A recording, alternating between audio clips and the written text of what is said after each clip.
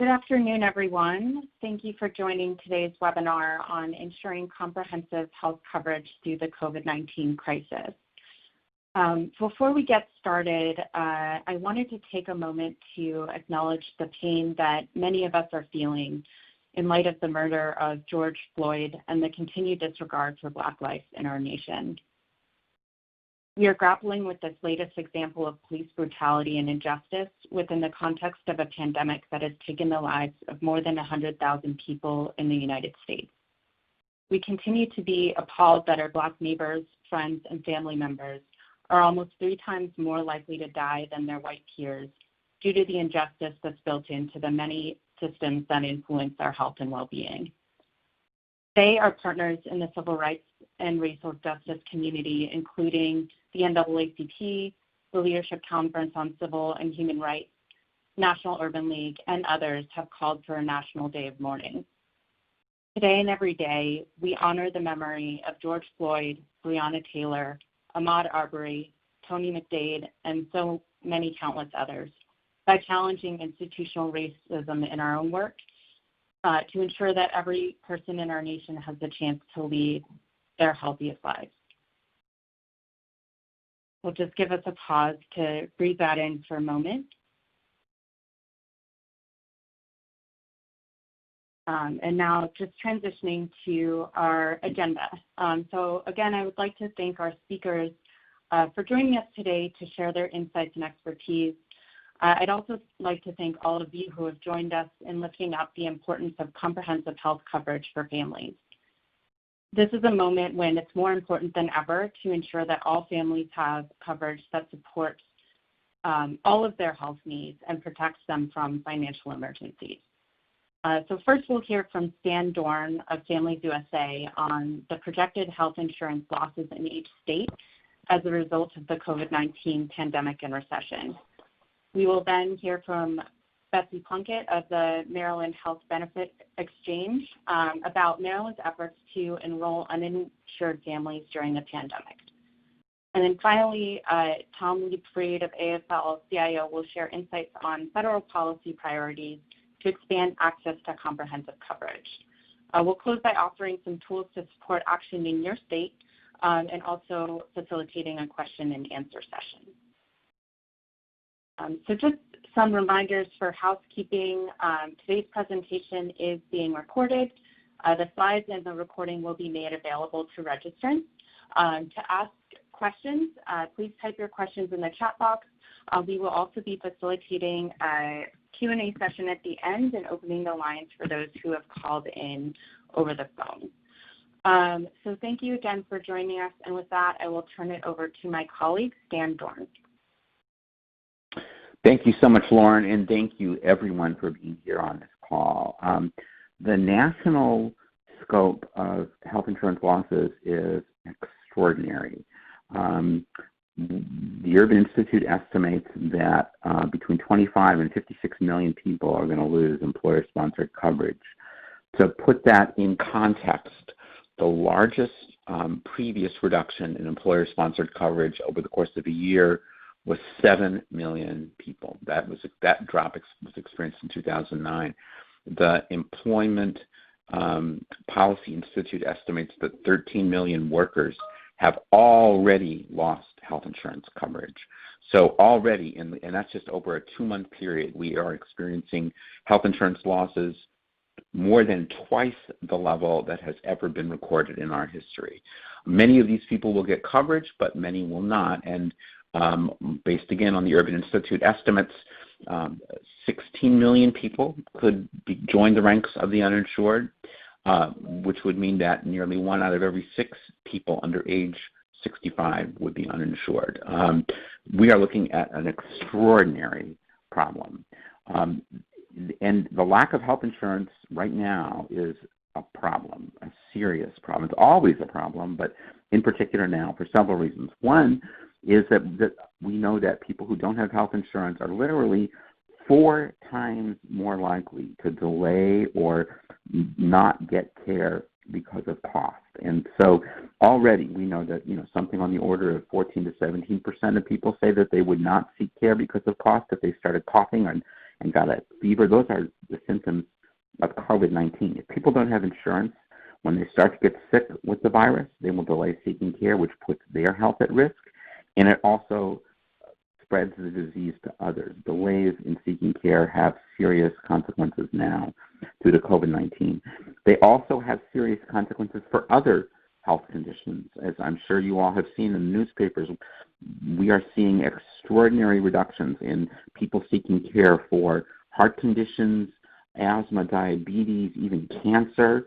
And the net result is that when folks don't get care for these other conditions, they get sicker, they may experience permanent changes in their health status or even lose their lives. So if folks don't have health insurance, it's not just a question of COVID-19, and we need way more than the testing and treatment for COVID-19. People need comprehensive health insurance to make sure that their full range of health needs are taken care of. It's also a question of financial security. People who don't have health insurance are far more likely to have unpaid medical bills.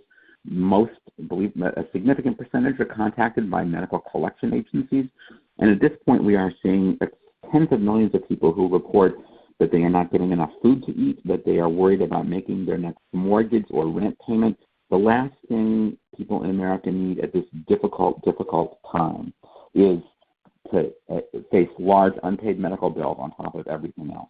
And then finally, when there are health insurance losses, the healthcare industry gets less revenue. Hospitals, doctors, clinics are forced to close their doors, lay off staff, and that has implications for the nearby economy. Already, just in the month of April, 1.5 million people lost their jobs in the healthcare industry. That's more than any other industry other than restaurants. And please keep an eye peeled for a forthcoming Families USA report in which we will estimate the coverage losses under projected health insurance losses. We will talk about what the impact would be on employment in every state. It's just extraordinary what those losses are going to be. So all of these things mean that it should be a top priority for policymakers in Congress and at the state level to do everything they can to stop the emerging tsunami of health insurance losses.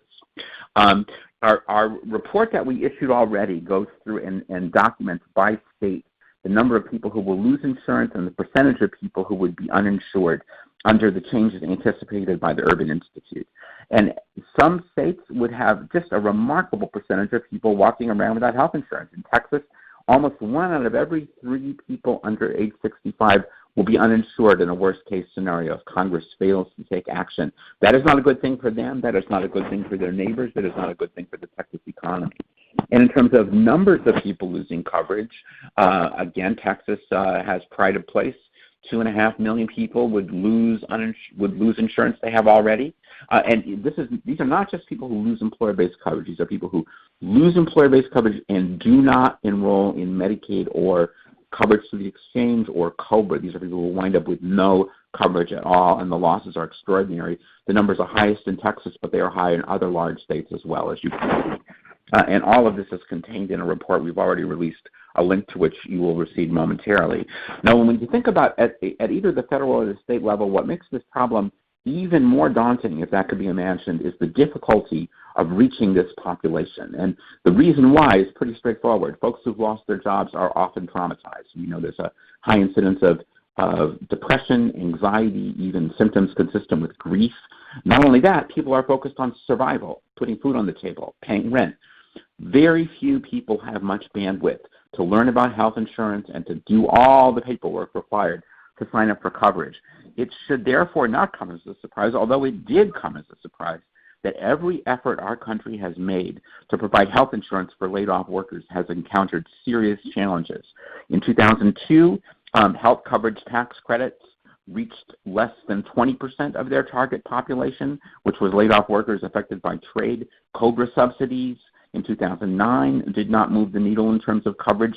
The ACA coverage expansions had a small impact, but nowhere near the amount that it should have had. Now, the one time our country has succeeded in reaching laid-off workers is as far as I know, is with the health coverage tax credit program. Generally did not work very well. Subsidies were not so great, less than 20% take-up. But when labor unions state agencies and nonprofit groups rolled up their sleeves and provided laid-off workers with really intensive assistance, filling out the paperwork for them, troubleshooting problems. Take-up more than doubled. In a program with 10 to 20% take-up, more than 50% signed up for coverage when they got help. So that tells us that if we can make sure that in addition to providing the assistance that makes coverage affordable, which is crucial, and Tom will talk about that and we'll be discussing that nationally, it's vital that laid-off workers get intensive application assistance, completing paperwork, troubleshooting problems, or else only a tiny fraction of those who qualify for help and who need it will get it. That's all I got to say. Now I'm ready to kick it off to Betsy to talk about the amazing work that's being done in Maryland to reach the target population. Thanks, Dan. First, I wanted to let you all know what we're doing on the heels of Governor Larry Hogan's announcement in March 2020 that Maryland was indeed in a state of emergency. We opened a special enrollment period for Marylanders so that we could ensure Marylanders have access to affordable health coverage during this time. And we have expanded that until June 15th so that all uninsured Marylanders can enroll in private health plans, and coverage for them will begin June 1st. So it will be retroactive to any care they get before that, and then all plans on Maryland Health Connection cover the testing and treatment for COVID-19. So it's been very well received so far. As of June 3rd, about 38,000 Marylanders have enrolled in health coverage through this special enrollment period. Stan talked a lot about job loss, and I just wanted to add to that that while this is good for job loss, loss of employer-sponsored coverage is always a qualifying event for a special enrollment period. So Marylanders who do lose their coverage can enroll in a private health plan through Maryland Health Connection within 60 days. So before people enroll in COBRA, we encourage them to check out Maryland Health Connection because most plans are less expensive and offer comprehensive coverage. Once someone does go ahead and enroll in COBRA, they won't be eligible for coverage through Maryland Health Connection until the annual open enrollment period in the fall or until the 18 months of COBRA has ended. Health insurance companies are required now to waive cost sharing, including lab fees, co-payments, co-insurance, and deductibles for any visit to test for coronavirus at a doctor's office, urgent care center, or emergency room. So our insurance companies on Maryland Health Connection, private plans, are Kaiser Permanente and Care First, so they all cover those things. So back to the coronavirus special enrollment period, even if you're not sick, people can still get enrolled in coverage now through June 15th. They can't terminate an existing policy they have to enroll in this, but they can come in and see if they're eligible for a private health plan through Maryland Health Connection. So I wanted to mention an important program we have going on simultaneously. This innovative program was spearheaded by Stan Dorn of Families USA and others in the state of Maryland to encourage Marylanders who file their taxes to get health coverage. So the collaboration between Maryland Health Benefit Exchange and the Office of the Comptroller of Maryland allows for, there's a checkbox now on the state tax form so that Marylanders can check a box to share information with our agency, and then our agency determines eligibility and sends those folks a letter which indicates that they're eligible, and they have 35 days from the date on the letter to apply for health coverage. So we've had probably close to 40,000 people who've checked the box. Not quite as many have enrolled yet, but right now the program began in January, and it was initially scheduled to run through the April 15th state tax deadline, but was extended through July 15th to mirror the tax filing deadline extension at the federal level and the state level as well. So besides the letter, the marketing team decided to follow up with this postcard. I think that this program is a wonderful way to get people to enroll in the time of year that it's not usually offered. But right now it has, I think, been overshadowed by the coronavirus special enrollment that runs till June 15th. Our media push is planned right after that to renew the awareness in mid-June, because people will have till July 15th to enroll. So since January, about 4,000 people have enrolled in that program. So we do have a lot of challenges as the one is budgetary constraints, because we are essentially having an open enrollment right now, and we usually have about $3.3 million to promote the 6-week open enrollment period in November and December. So right now we have a 3-month special enrollment period and have just $70,000 to do the same. Also, as I mentioned, we have a lot of mixed messaging going on. Anyone can enroll now, and a loss of health coverage has different parameters, 60 days after loss of coverage. And then there's the coronavirus SEP end date. It doesn't apply to the job loss, the employer-sponsored coverage loss, because they have 60 days. And also it doesn't pertain to Medicaid eligible, since Medicaid is available for those who are eligible any time of the year. Also, we're experiencing outreach turned into virtual, as everyone is again, because in-person enrollment is not possible right now. And while our consumer assistance workers are available by phone, just getting the word out to everyone is complicated. And then the enrollment and partner engagement events we usually would hold are not available to us now either. So we found that digital outreach is the key. Outreach is incredibly important for getting the right messaging out to the right people, many of whom are on the phone right now or watching. So we're trying to maximize existing and new relationships to share targeted messaging appropriate for each group of community partners in both English and Spanish. So we've given faith leaders a kit, and we've given libraries a kit, and some others I'll get into in a minute. But we're providing customized emails, something we call the social media press kit, which you'll get a link for.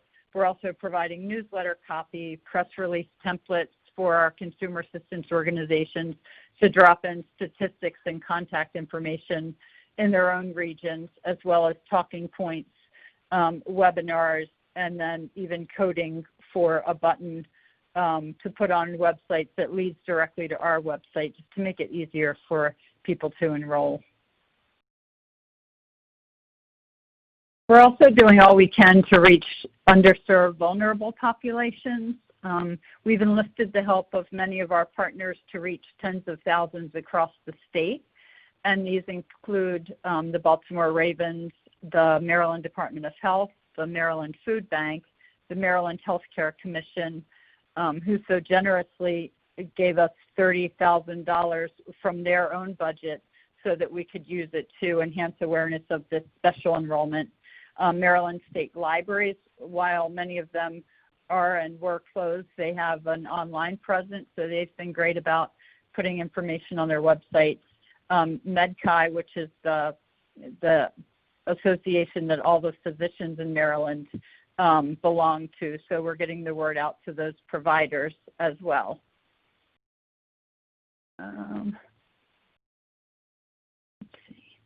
Okay, and then also our Rural Maryland Council, the Office of Minority Health and Health Disparities, and the Urban League of Greater Baltimore, just some of those partners we've talked to recently to help us get the word out to those populations. One of our big pushes is with the Maryland Department of Labor, of course, We've managed to get some information to employers who file.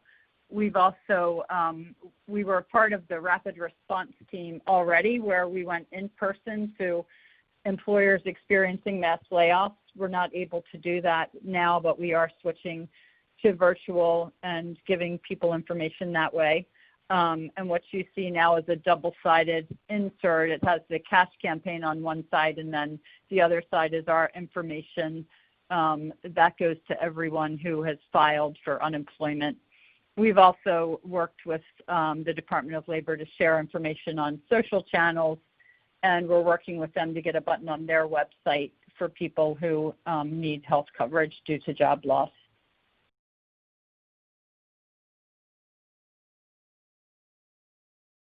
So just going back to what I was saying before about digital advertising, it's really one of the few ways and the most effective way to reach our target populations right now. We had a $70,000 budget, and we got an additional 10% from one of our $10,000 from one of our consumer organizations. And as I mentioned, the Maryland Healthcare Commission shared $30,000 to promote us. Our executive director's been interviewed with state and national media, and she does a great job of promoting us. We've had about 100 media hits for these special enrollments as well. And then we have the social press kit. It's a pretty impressive compilation of graphics and copy people can easily use to spread the word. So if you are on the list, we would love for you to share some of those. And if you're not, be sure to reach out to me to get on it. But it has everything I went over before. So just click on the link when you get these slides and take a look. Help us spread the word if you can. We have several blog posts on our website as well to address the coronavirus pandemic, about the special enrollment period and how to use it, how it affects mental health during this time. So we're doing everything to get the word out internally, and we're hoping you can help us connect to Uninsured for coverage. We have a chat function on our website as well, Flora, that is very helpful in getting people answers quickly. And right now, I just wanted to hand it over to Tom. Great, thanks, Anna. And just before Tom starts, I just wanted to thank you, Betsy, so much for sharing about Maryland's efforts to enroll uninsured families in health insurance, and just wanted to encourage those on the call to also share what's happening in your states through the chat function, as well as at the end of the call during the Q&A. So thanks so much. And we'll also, I know we're getting questions, so we'll have a time at the end to pose those to the speakers as well. So thanks so much, and I'll turn it over to Tom. Hi, everyone. I am the healthcare lobbyist for AFL-CIO, and I'm going to talk about the state of play here in Washington around healthcare coverage and coronavirus relief, what our policy goals are for comprehensive coverage, and what the needed advocacy is now to try to get something done. In mid-May, Speaker Pelosi's bill, the HEROES Act, was passed by a largely party line vote. I believe one Republican crossed the aisle to support it. This is a very useful starting point in negotiations around the next coronavirus package. And folks will be shocked to hear that we have an extreme partisan divide here in Washington, with Democrats generally agreed that there needs to be significant new relief provided in terms of healthcare coverage, fiscal stimulus, specific approaches to address the pandemic, with Republicans in general taking a wait-and-see attitude, saying Mitch McConnell has said several times, he's the majority leader in the Senate, and he has said we need to take about a month to see what the what the packages we've already passed are doing. And while Democrats say, no, no, no, we need action now.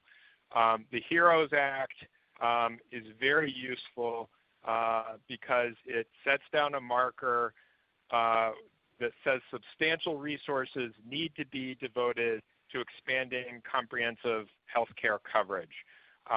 It wasn't everything that we wanted in terms of health care coverage, but it did provide significant resources. Specifically, there was a large boost to federal Medicaid money in the form of the federal match, the FMAP, which would be increased to 14 percentage points. It included 100% federal COBRA subsidies so that people who have lost job-based coverage would get money to go back to it.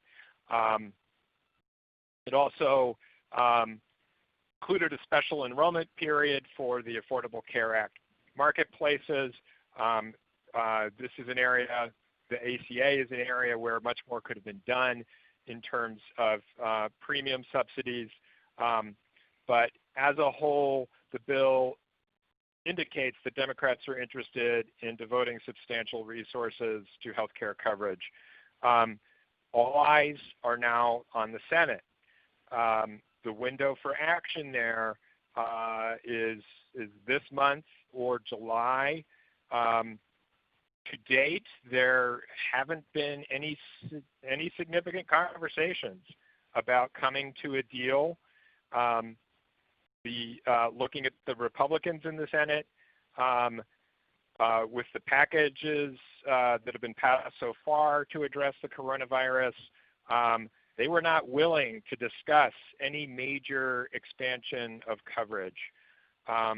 When you talk to Senate Democrats these days, what you hear is, oh, they have plenty of interest in providing more resources for Medicaid, for the Affordable Care Act.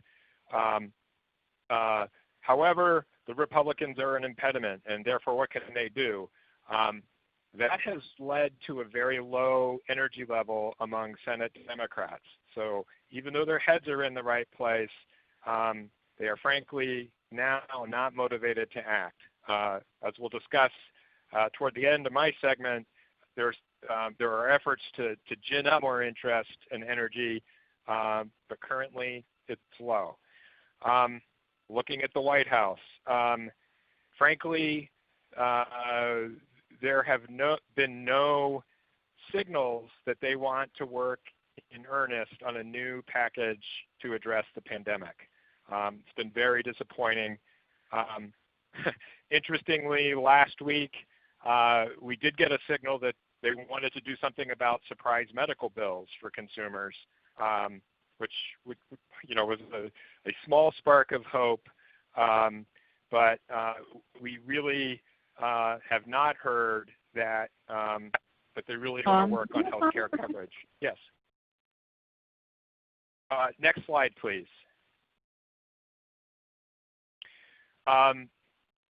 We have a number of things we'd like to see in the next COVID-19 package. Dan, earlier on the call, mentioned the importance of providing resources for consumer assistance. And Families USA has put together a very good proposal that would direct $600 million to state navigators and other consumer assistance programs to help people figure out what to do, particularly if they are now among the uninsured and need to figure out what coverage they need, what they can afford, and how to get hooked up to it. This is absolutely essential. Also needed is a nationwide special enrollment period for anyone who has lost their coverage due to job loss, so that they can get connected to an ACA market plan. This needs to apply to the federal marketplace and all of the states. This has been done in prior crises, hurricanes, and it can be done administratively. So this does not need federal legislative action. We certainly hope that Congress will prod the administration to do it, but the Trump administration, if it could get beyond its resistance, can do it on its own, and we really need for them to do it. Expecting that they won't do it on their own, it needs to be in legislation. It is important that not just COVID-19 testing, but also treatment be covered by Medicaid. And it is also imperative that any impediment to immigrants getting this coverage be removed. The virus certainly doesn't discriminate, and our policies need to make sure that everybody can get treatment, get well, so that we can end the pandemic. We also need increased federal matching rates for Medicaid. The HEROES Act raised the federal FMAP to 14 percentage points. That's a substantial amount of resources to go to states. States now are seeing a surge in their enrollment as uninsured people get help through Medicaid. This is normal during an economic downturn and a healthcare crisis. And what we unfortunately have seen in the past, and the Great Recession was a good example in 2009, is that states under fiscal pressure because of the economic downturn, they're not able to collect revenues because people aren't working, because businesses are not able to pay their taxes, and as state revenues have decreased in the past, states have taken action to reduce Medicaid eligibility or the benefits that they offer. We cannot put states in that place and under that pressure to do that. So it is absolutely crucial that federal matching rates be increased for the Medicaid program.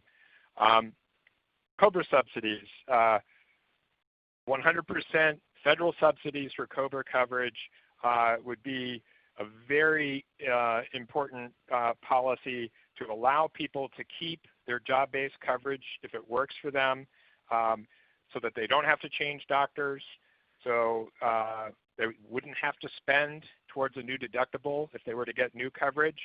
So very, very important in terms of continuity of care and reducing financial hardship. I do want to note that absent these federal subsidies, it is important, as Betsy mentioned, that people check other options. Look at marketplace coverage, look at Medicaid. It is very difficult for people without federal assistance to hold on to their job-based coverage through COBRA. Finally, we need to do more with the Affordable Care Act marketplaces. Certainly the premium tax credits should be increased so that consumers are paying lower premiums. We should expand it to people with lower incomes, and we should go above 400% of the federal poverty level to help other working families. Next slide, please. So those are our advocacy goals, and we need advocacy particularly now. I know that I'm talking to a lot of winter soldiers here who have risen up to fight again and again. But as I said at the top, the energy level in Congress, unfortunately, is low when it comes to expanding comprehensive coverage. And that's true for both parties. So I do think that Republican senators need the most focus. they frankly have not wanted to participate in any conversation around expanding coverage options, and they need to be pushed the most. Senate Democrats certainly need to hear from us as well, though, about the need to devote substantial funding to coverage expansions and to consumer assistance. Helpfully, Senators Warner, Durbin, and Jones are circulating a letter among their fellow Senate Democrats. It's a letter to the full Senate leadership, and it asks that the work begin to deal with coverage expansions, and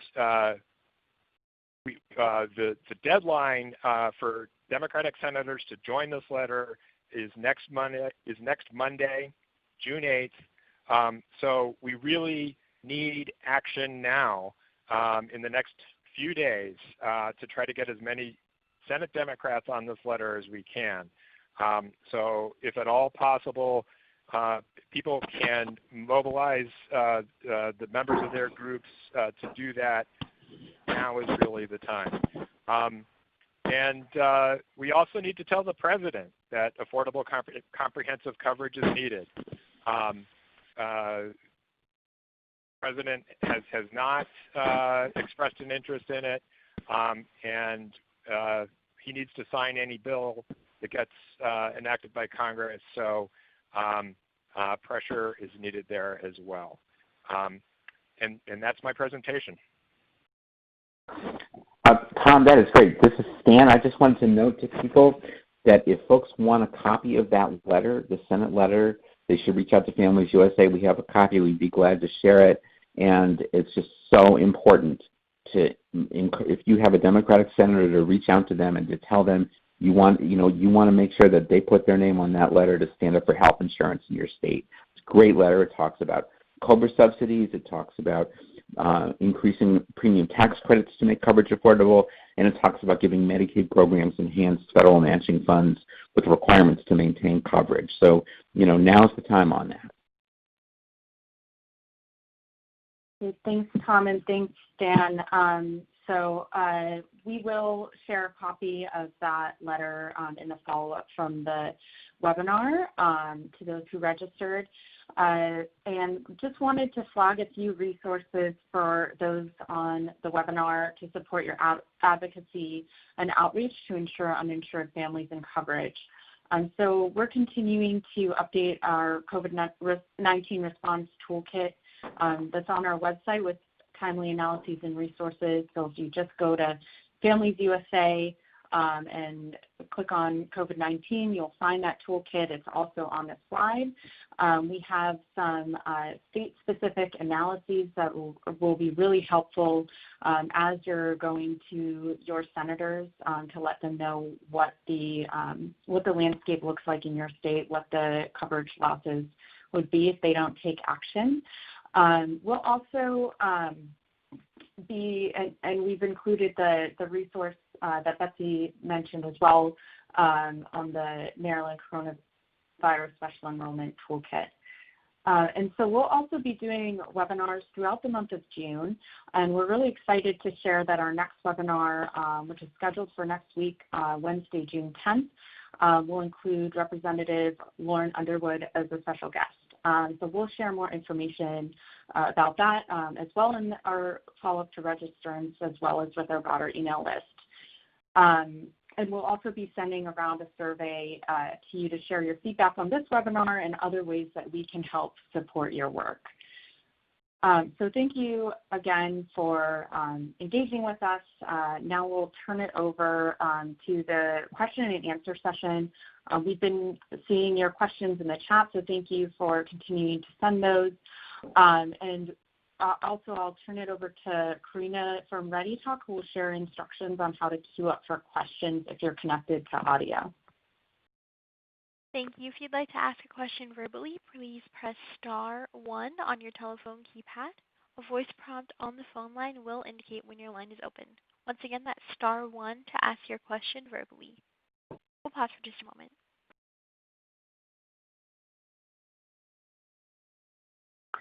Great, thanks. And I think as we're waiting for audio questions, I will pose a question for Betsy. Betsy, could you share a little bit more information on what Maryland is doing to ensure that folks who enter through the exchange who are eligible for Medicaid pursue that route versus private coverage with subsidies? Sure.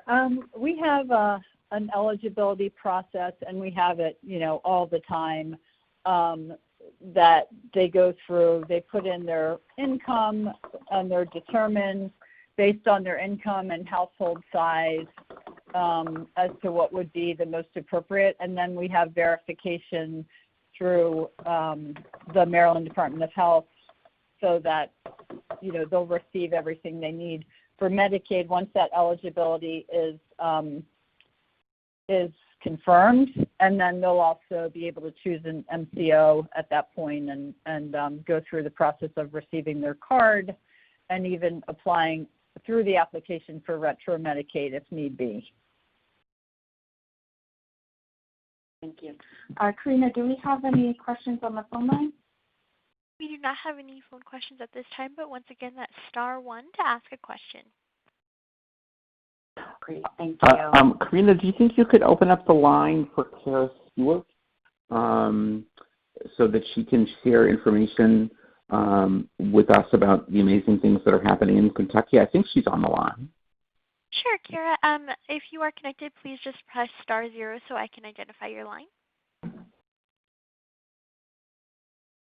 Great, thanks. And so while we're waiting for that, I will go ahead and go to another question. I think that we can pose this to Sam or Tom. When you say maintenance of effort to preserve coverage, are you referring to the danger that states might no longer be required to maintain this in the long run? Well, yeah, the existing legislation that was passed early on gives increased federal matching funds to states in the Medicaid program as a way to quickly get money out the door and to encourage states to maintain health coverage during a pandemic. In order to receive those dollars, states have to abide by conditions, which include prohibiting any cutbacks in eligibility, including any terminations of people who are currently on the program. And so the idea of it continuing federal matching funds, adding to what has already been provided to states, which is imperative, and that was a part of what passed the House, that needs to be accompanied by strong maintenance of effort standards that make sure people don't get cut off coverage. Now, one wrinkle is that in the House, the bill accommodated the request of Governor Cuomo of New York to permit them to make cutbacks in New York that were already underway before the pandemic legislation began, and the House Democrats were responsive to that request, and we and others are pushing to curtail that authorization, that loophole, in the next round of COVID legislation. But I did want to just circle back for a moment to the question asked of Betsy about the Medicaid linkage. My understanding is that more than 60% of the people who've come in via the special enrollment period have wound up with Medicaid coverage. So, as long as there's a no wrong door maintained by the state-based marketplace that gets you to the Medicaid program, then that's a terrific place to go. But I'm not sure that, so if we don't have Kara participating by phone shortly, I'm going to describe what you've been doing there. Oh, awesome. I'm here. Oh, I've been here. Yeah, I just didn't, people were talking and I didn't want to interrupt. I'm sorry. Oh, no problem. You're just being polite. Go for it. Yeah, so I think like my role in sharing right now is what we're doing to connect the uninsured, right, correctly with our unemployment agency and our Medicaid agency? Yeah. Okay, so step one was we got an information sharing agreement set up between our Department for Unemployment and our Medicaid agency so that way they can share information, and now there is a weekly data dump, so unemployment sends a weekly report to our Cabinet for Health and Family Services with those who applied and those who have been awarded unemployment insurance. with contact information, and then our Medicaid agency is sending an email if the email is provided, outreach to all of those people directly, and a paper letter if there wasn't an email provided. And then if they aren't on their own, if they open the email from the Medicaid agency and don't follow through and enroll, then they're getting a phone call from our Medicaid agency, which has produced a lot of enrollment. Our Medicaid agency says they expect it to be around 100,000 for May. So I don't have that in front of me yet, but they don't usually lie about that sort of thing. And they've got good estimates. But that's not really near enough, because we know that there's at least 228, 230 for sure that should be Medicaid eligible, just based on sort of census statistics based on the people who we know are newly uninsured. So we're still trying to figure out what we can do to make that better. And also the uptick from the direct email is very, very low for lots of reasons. And when we've been doing some online outreach and asking people, there's been a lot of, oh, well, I'm going to be getting my insurance back, so I don't need to do that right now, or, oh, that's too much hassle for just a couple of months, and sort of perception that way. And then when the state calls, they're running into a barrier, people thinking it's a scam, so we're working on fixing that too. And then our next goal is, we currently have language to put on the hold line for unemployment, but we are working on hopefully advocating to integrate that a little more fully so that people who are on hold waiting for unemployment can get transferred to a Medicaid worker to get their enrollment. And then currently for RPE, we're letting anybody under 65 enroll in Medicaid till the end of July. So that's in a nutshell, real quick. Well, thank you for sharing that. Yeah, that's extraordinary. I mean, more than 100,000 people enrolled in a month. That's not what you want. That's not the full enchilada. But in most states, there's not even a bite of the enchilada that's happening. So that's just an extraordinary accomplishment. And what's striking to me about Housekeeping is, one, Kentucky's a healthcare.gov state, so the outreach can be happening from the Medicaid program. Two, that this strategy doesn't rely entirely on that laid-off worker taking the initiative to go and fill out an application form, even a simple application form. People tend not to do that who are overwhelmed by job loss. And so there's that really clever approach where if you open an email which indicates some interest and you don't submit the application, the Medicaid agency circles back, calls you, and tries to sign you up for insurance, so you don't actually have to fill out that paperwork yourself. Incredible, incredible, incredible, and it sounds like it's only going to get better. I hope it gets better. Stan, I'm going to incorporate your idea to ask for an automated email to circle back and say, hey, we just called you, or expect a call from us, so that there's a little more legitimacy added. And again, we're working on getting the caller ID changed, because in our just Facebook comments and messages from consumers, people have sent me messages saying, hey, do you think this is legit? I got this call from, Mary Sue. And I'm like, yeah. Even though that seems crazy, that is actually legit. So we're figuring it out and hope to improve and do better and make it easier for everyone. Thank you, Kara. And I think that there's another question that is kind of related to Kentucky, specifically from Gay Hire. Given that in a Republican-controlled Senate, nothing will come up for a vote unless McConnell allows it. Is there any way to force his hand with public pressure in Kentucky? Can the Lincoln Project or something like it help? And I think I might pose this to Tom, and just generally, how do you think those of us in traditional red states can really be pushing for these coverage policies? Yes. I mean, it's absolutely the right instinct to have the message come from the state, I absolutely the way to approach it. I don't think there's any science, but is to not make it partisan. Just put a human face on it. Describe the impact to Kentuckians. Or any red state, and point out the particular needs that exist during the pandemic and the economic downturn.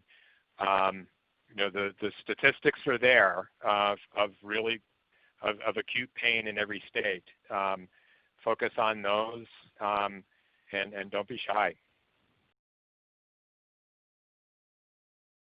Thank you. And then, yeah, definitely, totally right. Really important to put a data interface to it. And we definitely, want to make sure that folks that, in those red states and in all states are sharing what's happening so that we can lift that up. It's really, really important for folks in other states to learn from each other.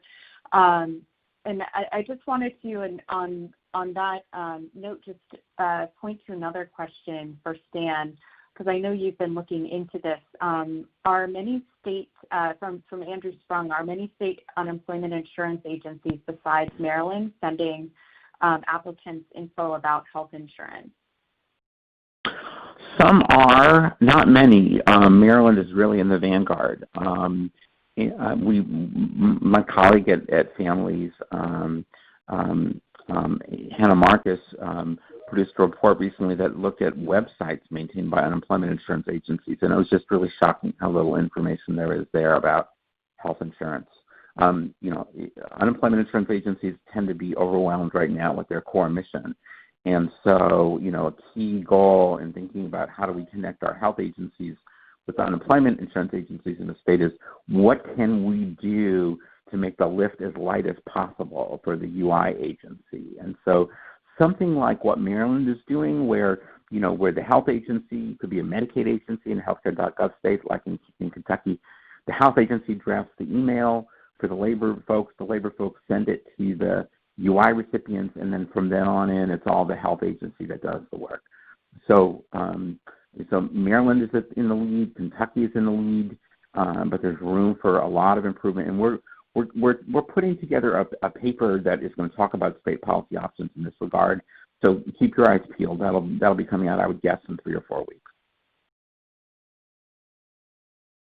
Great, thanks, Stan. And I think this could either go to Tom or Stan. A question from Kimberly Calder. I've heard COBRA subsidies are not unprecedented. If yes, when did this happen? So I'd be glad to take that. I'm not shy. It's 2002, the Trade Act, signed into law by George W. Bush, provided subsidies for laid-off workers displaced by trade liberalization.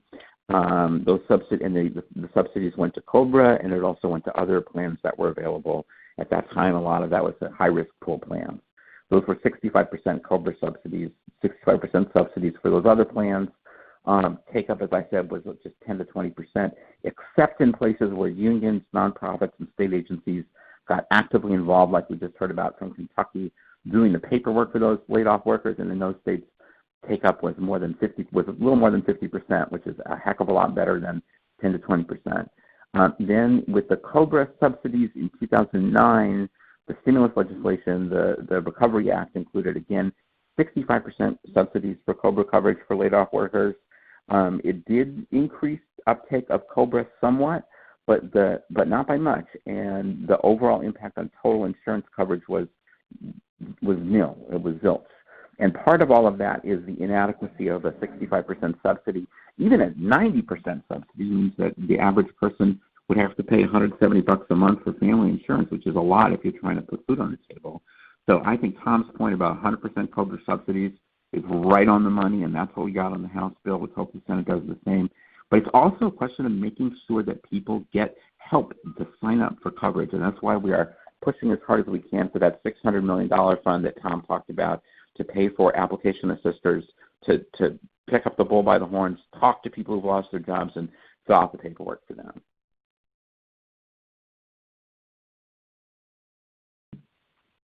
Thanks, Dan. Well, thank you, everyone, for joining us. And please reach out to us if you want any more information, or if you have any information to share with us that you'd like us to lift up on what's happening in your state. We will, again, be sending out the information from today's webinar, including the slides, the presentation, and some of those resources that we referenced. And also just a reminder about our webinar that we'll be having on June 10th with Representative Underwood. We hope you can join us. We'll be sending information about that. And also please fill out our survey to let us know how we did with this webinar and how we can support you in your outreach and in your work. So thank you again for joining us. We hope you have a good rest of your day. Stay safe, keep your head up, and thank you for your work and partnership.